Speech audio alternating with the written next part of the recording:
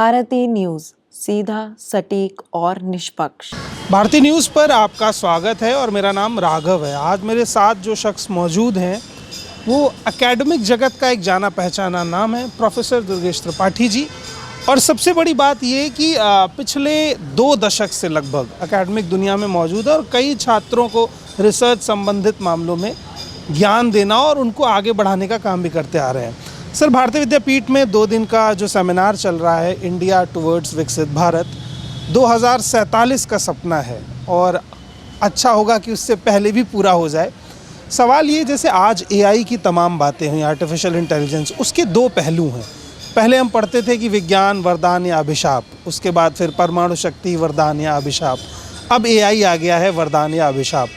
युवा पीढ़ी एआई के इस्तेमाल को किस तरह से देखे और उसको किस तरह से इस्तेमाल करे कि एआई उस पर हावी ना हो, वो एआई को चलाने वाली सारथी बने। राघव, आपका ये प्रश्न बहुत ही अच्छा है और समीचीन है। जैसे कि आपके प्रश्न में ही उत्तर निहित है।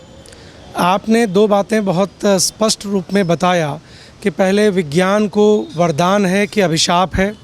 फिर आपने कहा परमाणु एनर्जी को या परमाणु के बारे में जो खोज हुआ वह समाज के लिए, पूरे विश्व के लिए वरदान है कि अभिशाप है। दोनों का परिणाम आपके सामने है। दोनों ही मानव जाति के लिए, हमारी पूरी पृथ्वी के लिए वरदान साबित हुए हैं। मेरा स्पष्ट मानना है कि एआई भी मानव जाति के लिए, पृथ्वी के लिए एक वरदान का काम करेगी। और इसको मैं इस तरीके से कह पाऊँगा या अपनी बात को कन्फर्म कर सकता हूँ कि जिस तरीके से एआई, ओपन एआई या एआई जनरल भी अब आजकल प्रचलन में है, उसमें सैम अल्टमैन ने इस बात को साफ साफ कहा है कि चुनौती हमारे सामने हमेशा रहेगी कि हम मानव जाति विज्ञान से कैसे आगे बढ़े या विज्ञान के सहयोग से हम कैसे आगे बढ़े। मेरा मानना है कि यदि मानव को एआई को वरदान के रूप में लेना है तो उसके सहयोग से अपने को आगे बढ़ाना है। अब यह समय नहीं रहा कि हम इस बारे में चिंता करें कि एआई वरदान है कि अभिशाप है। यह अब समय नहीं है कि हम सोचें कि हम क्या एआई को रिस्ट्रिक्ट या रोक पाएंगे। अब समस्या कह लीजिए, या समस्या तो मैं नहीं कह सकता, मैं कहूँगा कि समय इस बात का है समझने का कि हम एआई को वरदान के रूप में कैसे स्वीकार करें, एआई को वरदान को कैसे हम इसको आगे बढ़ाएं। और सैम अल्टमैन ने भी कहा है और तमाम विद्वानों ने इस बारे में कहा है कि वरदान और अभिशाप की बात पीछे छोड़ दें हम। एआई हमेशा सपोर्ट करता है क्रिएटिविटी को।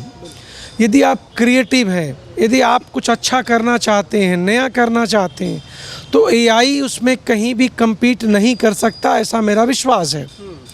और मेरा ऐसा विश्वास भी है कि एआई को सदुपयोग करिए, एआई का सदुपयोग करिए, अपने को सहयोग लीजिए और अच्छा करने का प्रयास करिए।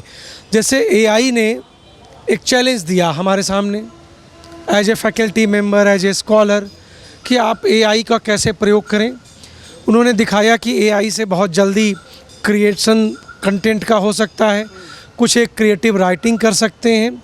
लेकिन अब उसी ने एक बात दिया कि आपको पता होगा टर्निटिंग एक सॉफ्टवेयर था जो सिमिलरिटी को डिटेक्ट करता है, प्लेगरिज्म को डिटेक्ट करता है।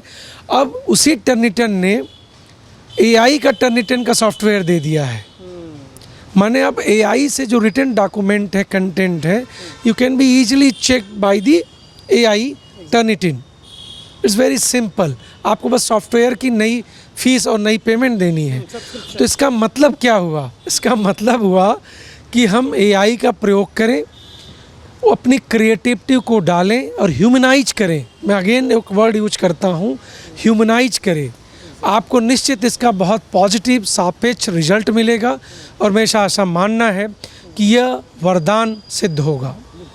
एक और सवाल सर मैं लूँगा कि आप भारतीय विद्यापीठ आए और आप जिस तरह की कॉन्फ्रेंस देख रहे हैं, आपका क्या विचार है कि इस तरीके की कॉन्फ्रेंस जो नई पीढ़ी की रिसर्च है उसमें क्या योगदान देती हैं और इसे किस नज़रिए से देखा जाना चाहिए?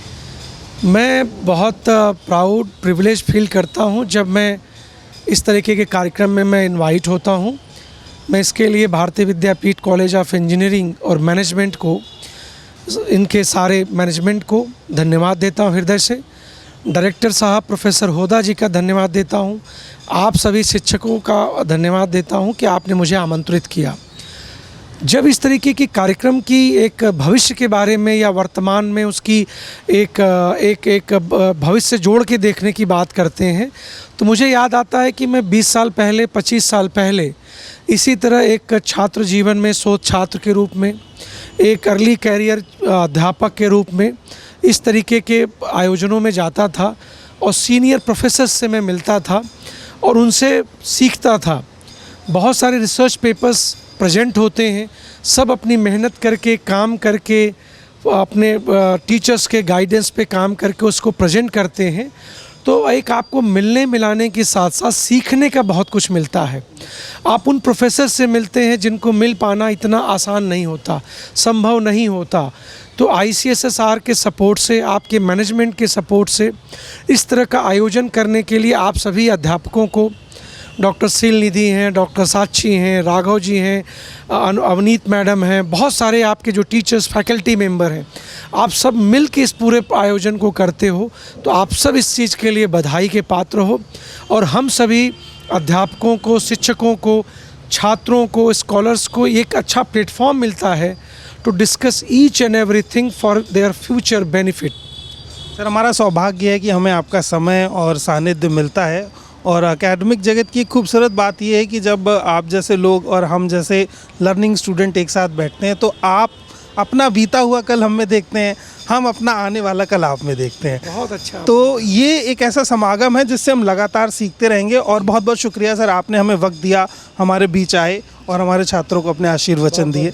बहुत ही जल्द हम आशा करेंगे कि आप दोबारा भी हमारे कैंपस में आए। निश्चित। तो देखते रहिए आप सभी भी भारतीय न्यूज़ और बने रहिए हमारे साथ। तब तक के लिए दीजिए मुझे इजाज़त। बहुत बहुत शुक्रिया, धन्यवाद।